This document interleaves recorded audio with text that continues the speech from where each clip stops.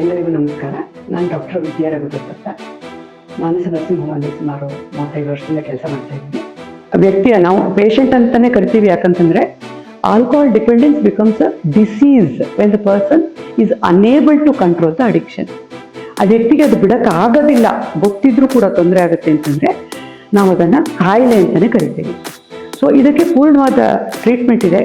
ಪೇಷಂಟನ್ನು ಕರ್ಕೊಂಡು ಬಂದರೆ ನಾವು ಅವರ ಲಿವರ್ ಮತ್ತು ಅವರ ಮಾನಸಿಕ ಸ್ಥಿತಿ, ಅವ್ರ ಬೇರೆ ಶಾರೀರಿಕ ತೊಂದರೆಗಳನ್ನೆಲ್ಲ ಒಮ್ಮೆ ಪರೀಕ್ಷೆ ಮಾಡಿಬಿಟ್ಟು ಅವರಿಗೆ ತಕ್ಕದಾದ ಟ್ರೀಟ್ಮೆಂಟ್ ಕೊಡ್ತೀವಿ. 1 ಅಥವಾ 2 ದಿವಸ ಆಸ್ಪತ್ರೆಯಲ್ಲಿ ಉಳಿಬೇಕಾಗತ್ತೆ ಪೇಷಂಟ್. ಕೌನ್ಸಿಲಿಂಗ್ ಕೂಡ ಮಾಡ್ತೀವಿ. ನಮ್ಮಲ್ಲಿ ಭಾಳಷ್ಟು ಥೆರಪೀಸ್ ಇದೆ. ಯಾವ ಥರ ಬಿಡ್ಲಿಕ್ಕಾಗುತ್ತೆ, ಅವರ್ಷನ್ ಥೆರಪಿ ಇರ್ಬೋದು, ಮೆಡಿಕಲ್ ಥೆರಪಿ ಇರ್ಬೋದು, ಕಂಟಿನ್ಯೂಸ್ ಕೌನ್ಸಿಲಿಂಗ್, ಹ್ಯಾಂಡ್ ಹೋಲ್ಡಿಂಗ್ ಇರ್ಬೋದು. ಸೊ ಇದನ್ನೆಲ್ಲನೂ ಕೂಡ ನಾವು ಆಸ್ಪತ್ರೆಗಳಲ್ಲಿ ಮಾಡ್ತಾ ಇದ್ದೀವಿ.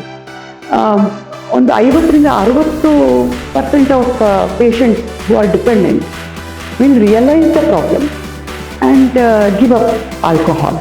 ಇದರಿಂದ ಸಾಕಷ್ಟು ಸಾಮಾಜಿಕವಾಗಿ ಅವರಿಗೆ ಬೆಳವಣಿಗೆ ಆಗಲಿಕ್ಕೆ ಅವಕಾಶ ಆಗುತ್ತೆ, ಮಾನಸಿಕ ಸ್ಥಿರತೆ ಹೆಲ್ಪ್ ಆಗುತ್ತೆ, ಹಾಗೂ ಅವರ ಕೌಟುಂಬಿಕ ಜೀವನ ಕೂಡ ಉತ್ತಮ ಆಗುತ್ತೆ.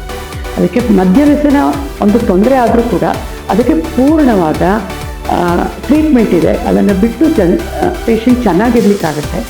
ಅದರಿಂದ ಯಾವುದೇ ಥರ ಈ ಪ್ರಾಬ್ಲಮ್ ಇದ್ದಾಗ ಮನೆಗಳಲ್ಲಿರ್ಬೋದು, ಸುತ್ತಮುತ್ತಲಿನ ಅರಿವು ಕೂಡ ಜಾಸ್ತಿ ಮಾಡಬೇಕು. ಈಗ ಭಾರತದಾದ್ಯಂತ ನಶಾಮುಕ್ತ ಅಭಿಯಾನ ಒಂದು ಸ್ಟಾರ್ಟ್ ಮಾಡಿದ್ದಾರೆ. ಇದರಲ್ಲಿ ಬಹಳ ಮುಖ್ಯವಾದ್ದು ಆಲ್ಕೋಹಾಲ್ ಡಿಪೆಂಡೆನ್ಸ್.